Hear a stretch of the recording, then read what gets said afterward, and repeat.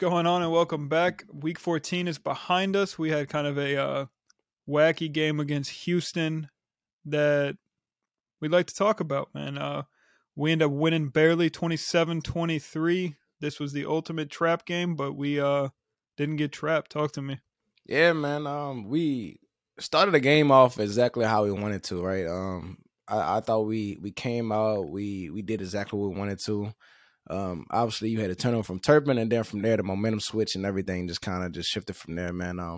But then like I would say, games are hard to win in this league, and I think man, as you look into the later stretch, it's good to be battle tested. It's good to have these games on the resume where you can come from behind, you can win, kind of get that feel in your system. Everything is not going to be easy. It's a lot to clean up this week. A lot of things we need to look in the mirror, to be honest. A lot of flaws. Hopefully we can clean them up this week, starting in Jacksonville, because I hate to look forward to the next week, but we got a big game coming up against Philly. So, I wasn't the most excited coming out of this game, but a win is a win, so I'll take it. This is a game, I think, too, to be honest with you, and I heard it, I believe it was Lombardi talking on his podcast about it's hard as a coach. Like, one of the hardest things is telling, like, word for word almost, he said, it's really hard to get your team to prepare for, like, a game against Houston and take it seriously, because you can't show up to the meeting and say, like, oh, guys, we're going against a really good team. We got to study film. And then you watch the film and you're like, these guys freaking suck. Like, what are we studying, Yeah, I mean, So to just kind of just respond to that and what you're saying, like, just all week long, what I mean? I got the feel from Cowboy Nation. I wasn't in that building, so I don't know how we practiced or how that went. But you can tell, like, everybody kind of felt like this was an easy game. They thought we were just going to roll over them. Was it I think it was a 17-point favorite in that game. What I mean? So, Levy, 17 and a half. How much? 17 and a half. 17 and a half. That's a big swing, what I mean? And at the end of the day, these guys are professional players. I'm willing to bet Levy Smith, he used that as bulletin board material, man. And I truly wonder if, we kind of just look for it and we just thought we was gonna roll over these guys, to be honest. Starting the game off, the first thing that just stood out to me, I knew James Washington was coming back. And just to see him in the first drive, I'm like, damn, we 3 snaps in, and you have James Washington in there, which is strange because I'm like, okay, usually when you have a new guy who's coming in this first game, you kind of ease him into the game.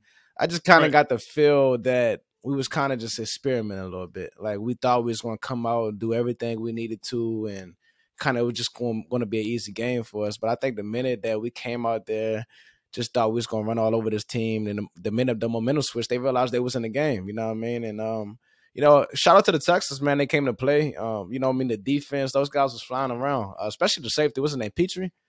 Man, he was like, look, he was out there laying wood, and even on the offensive side of the ball, I knew going into it, we probably wouldn't have expected to see a Jeff Driscoll out there, you know what I mean, and splitting carries, different things. So you could tell they got up for this game. And my thought process on saying that, and now I want to get your question on that is you see a Jeff Driscoll out there, and then you see them be effective at the read option, but not stick to it. So do you think, blessing in disguise, yes or no, going into this Philly game, did they showed us that early, but then at the same time they was effective doing so? How do you feel about that? I think Houston hasn't done that all year long, so there was no preparation for that. I'd say DQ made the right adjustments at the half, because it was better stopped in the second half, but in that first half it was working really well. But when you don't prepare for something like that and you don't see it coming, kind of like when Miami ran the Wildcat in like 2009 or whatever it was, like the league, they took the league by storm. Like, they took our defense by storm on Sunday, for real. I think too, to be honest with you, those guys came out to play, and I think probably felt pretty disrespected being 17.5-point dogs, which shout out to them for covering. Those guys came out and played hard for their coach. Yeah, facts. And for their city, for real. Yeah. And it was the battle for Texas, the state of Texas. This is also a game that we left with a lot of injuries, a lot of big injuries. It hurt, man. Terrence Steele, that was clearly bad immediately when it happened. You knew that was going to be bad, and we got awful news out of that. We lost Hankins. What is it, a pectoral? Yeah, pectoral strain. So you see Jerry Jones came out. I don't know if he tipped the cap a little bit, but now he's out for the rest of the season. Hopefully he'll be able to come back for the playoffs. Yeah. Some big injuries. So if I know it's kind of just off the radar a little bit, but if I was to tell you, like we lose this game, but we're able to keep a Jonathan Hankins and Terrence Steele, would you rather stay healthy?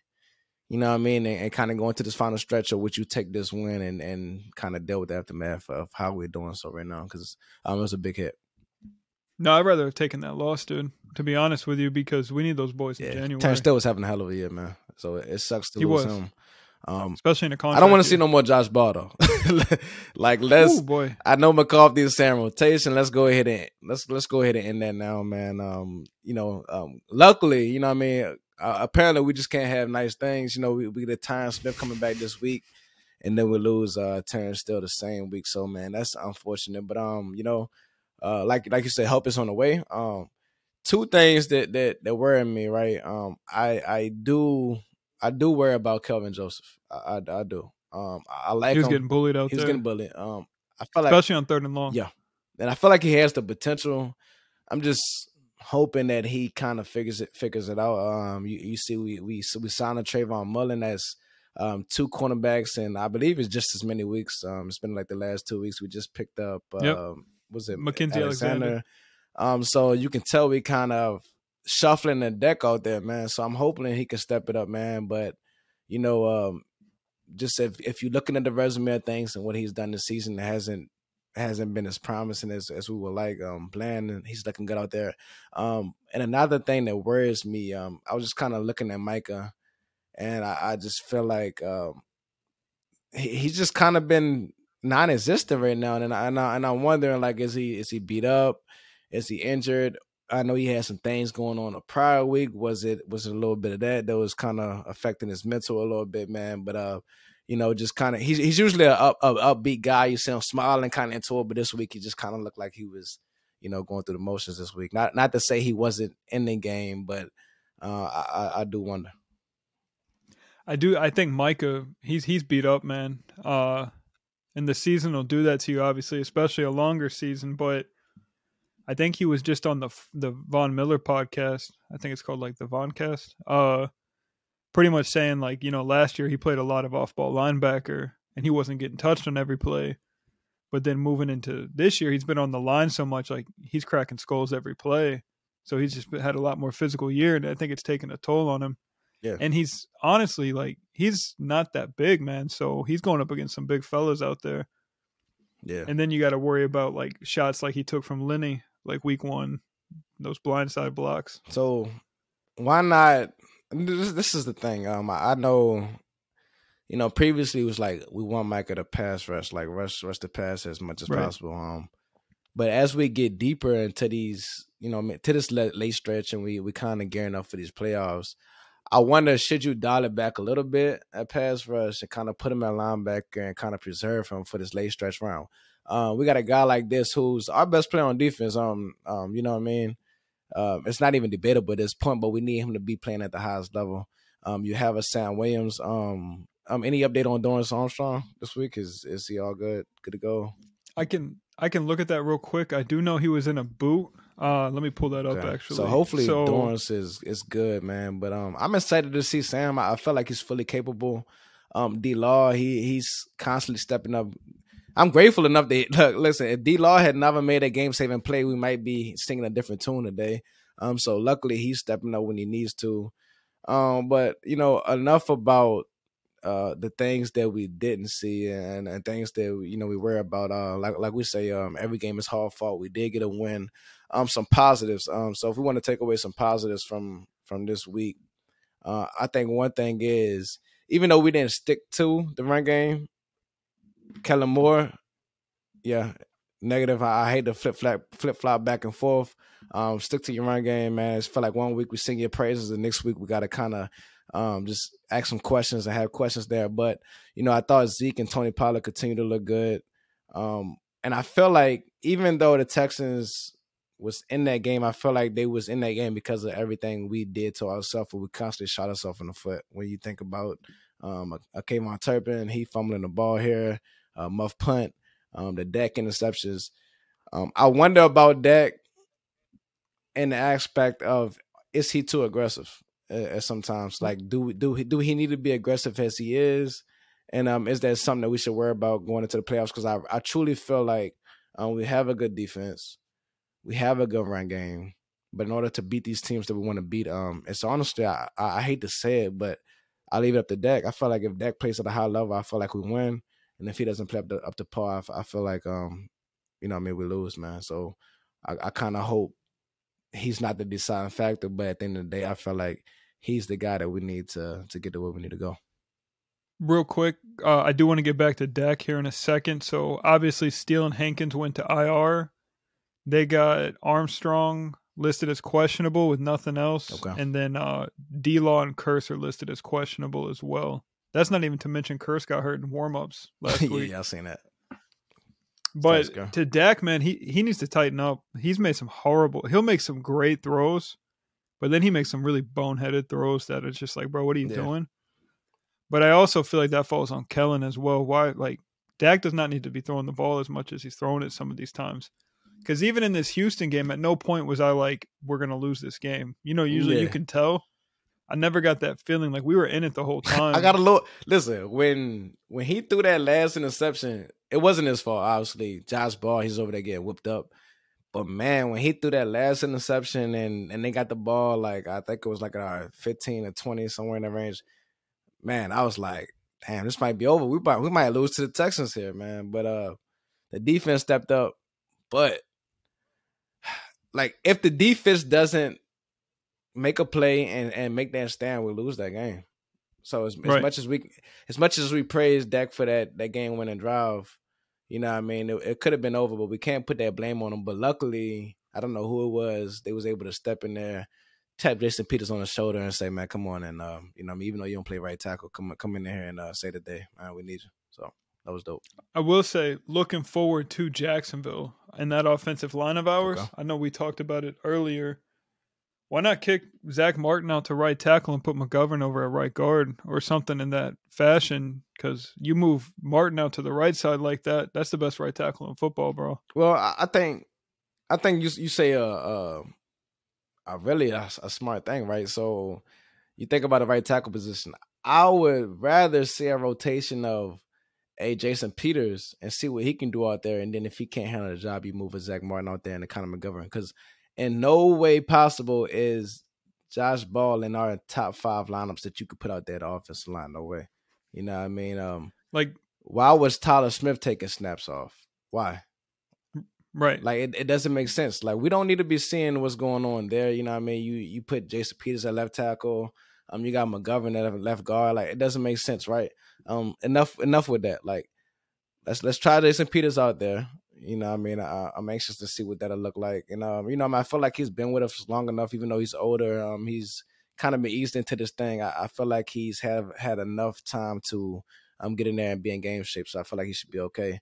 But nah, man, listen, if Jason Peters don't work, hey, I'm fully with you on that. Let's put Zach Martin out there. But will Zach Martin be willing to play the right tackle position is, another story. That's Hopefully. True. I think regardless, we got to try to keep Josh Ball off the field. That was a disaster because all that pressure Dak was facing came from the right side as soon as Steele went down, which led to that interception, as a matter of fact.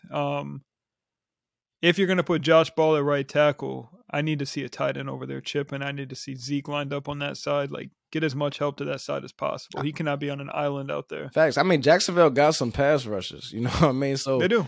It's like Josh as much Allen, as this, as much as this is the game to, I would say, experiment. It is also not the game to play around. You know what I mean? Right. And that's just why I'm so glad that Jacksonville was able to come out and win last week. Right.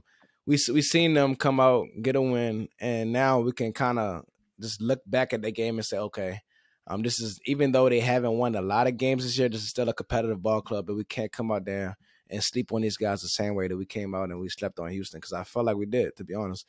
So you have a right tackle that's out. Let's see how that works out. Hopefully Josh Baldwin's not out there like we stated before.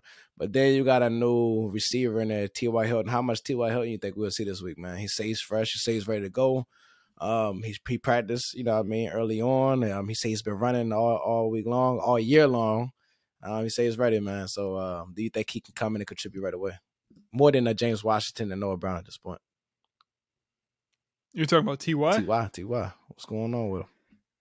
I don't imagine he gets that much action this game. I mean, they're going to have to ease him in. I say 4 or 5 snaps. Let him go out there and see what he's got, see how much fuel he has in that engine, you know what I mean? So he used to be a speedster, so I'm assuming they're going to put him on the outside quite a bit, if anything. But that TY signing kind of worries me about James Washington. Bro, you realize how long it took James Washington to come back? I mean, facts. It took him so long to come back. But then you say ease him in, but then we didn't ease in James Washington, right? So that's right. It kind of goes back into the same situation. So James Washington was in 3 snaps. And you know what I mean? Yeah. he got his bell rock. Old Petrie put a crack on him. welcome him back real quick, man. So I do think TY will be in here pretty soon. I just don't know how many snaps he will get. It's different when you're out there and you're running routes, and you know what I mean, and you don't have any pads on, and you don't got a guy barreling down on you, so it's a little bit different. But I do think if it's any week, it's kind of like you got to find that balance. Like you don't want to put a Tyron Smith in there for a go, but then I feel like you have to put him in there right now and going into Philly because we don't want to be going into these last couple games, getting up into the playoffs, still trying to figure it out. Right. The time is now. You know what I mean? Obviously, this number 3 position, even though Noah Brown, he made a great catch last week. It's something left to be desired for the Cowboys. I don't know if it's a speed threat, something to stretch the field. It's a dynamic or something that they're looking for that they're not getting out of the group there that they have out there right now. So what type of role he will have right away, you know what I mean? Obviously, Turpin hasn't been what they expected. Noah Brown, he's been a solid guy. I'm kind of normally what he is, so I'm definitely anxious to see how that play out. Right. Kellen Moore, man, big week for you, man. Big week. I need to see Kellen. He needs to manufacture targets to CD, man. CD needs touches, and he just doesn't really seem to be manufacturing those number 1 touches. You know what I mean? Real quick though, I just pulled up Jacksonville's injury report from today. And it looks like Trayvon Walker is questionable. He's considered day-to-day with an ankle. Trevor Lawrence wasn't spotted at practice with that toe injury, which they probably might have just gave him the day off because he had that injury last week too. Their guard, Brandon Scherf, he's questionable as well. And then a couple of injuries on defense as well that I don't think really, that's more special teams. Yeah, we'll see. So they're banged up as well. Yeah. But, I mean, Trevor Lawrence been playing good ball, man. I'm pretty sure they're going to come out here. They're going to target Kelvin Joseph again. It's his week to step up. It's his week, man. Yeah. I think if he struggles again going into this Jacksonville game, I'm pretty sure you'll see the Philadelphia Eagles come out to try to test him as well. But I do not think, going into the playoffs that they're willing to ride with a problem that's been arising, in the last couple of weeks, man. How big has a Anthony Brown loss been this far? I mean, we would have never thought. I know we down on him so much, but one thing we can say about Anthony Brown is we know who he is. Kelvin Joseph, we don't know. We really don't know, man. We're still figuring it out every week. It is crazy. He is in year 2, but I mean, your 2nd round pick, man. It's time to show that 2nd round pick because a lot of people had him as like a 1st round grade coming out. He just had off the field issues, so I just want to see that and see. Like you said, pretty much if he can step up, because I don't think he did last week, man. We're going to have to keep boneheaded plays at a minimum, mistakes at a minimum, penalties at a minimum. And I think moving forward until the playoffs, man, less Micah is more of Micah. Yeah. To be honest with you. Yeah. So hopefully, man, it's a lot. It's a lot that we taken from last week, man. The biggest thing, man, we took some losses, man. Jonathan Hankins, that's a bigger loss than people realize, man. We finally got somebody in the middle that could plug the holes. I kind of worry that, we'll be vulnerable in that middle again. I know we picked up a guy, Anthony Rush, off the The biggest yeah, guy. yeah, he's a big boy. I don't know if he's the most talented, but he's been around a while. He's been with the Eagles, stint with Atlanta Falcons, a couple different teams here and there, man. But he is a big boy. You know, it sucks, man. We let go of a Ridgeway early in the season, Right. and then he's playing really well over there in Washington. We end up cutting the Basham and all of these guys that, we thought we needed outside of that, but then the same big boys that we needed, we kind of already had, So it's in hindsight, it sucks to look back at it that way, but hopefully he can come in and contribute right away, man. Hopefully. I hope so, man. Hopefully we got the right troops in to fill these holes on the team. I'm hoping for a victory over in Jacksonville. Jacksonville's a tough place to play, but at least we're catching them in the wintertime and not the summertime. I mean, you got any final? No, go ahead. I'm sorry. No, I was gonna say you got any final thoughts? No, I mean a good test is good, man. I hopefully, one thing about the Cowboys, man, regardless of what's going on, we're gonna get whoever we playing that week best ball, man. The lights is on. I'm pretty sure we'll get Jacksonville coming out. They'll be coming out to prove something against us. So I just hope come out on top, and I truly hope that going into this Philly game, I hate to look ahead, but we're improving a lot of things, man. We can't afford to lose. Let's go out there. Let's put the work on these guys, man. Let's improve from last week. Everybody doubting us. To be honest, I like being an underdog. I tell you every week when we favored it, man, I'm like, but it's something when we the underdogs again, man. And I kind of like where we at this week. Hey, let them doubt us, man. I think we'll be all right, man. Let's go, Cowboy Nation. We up.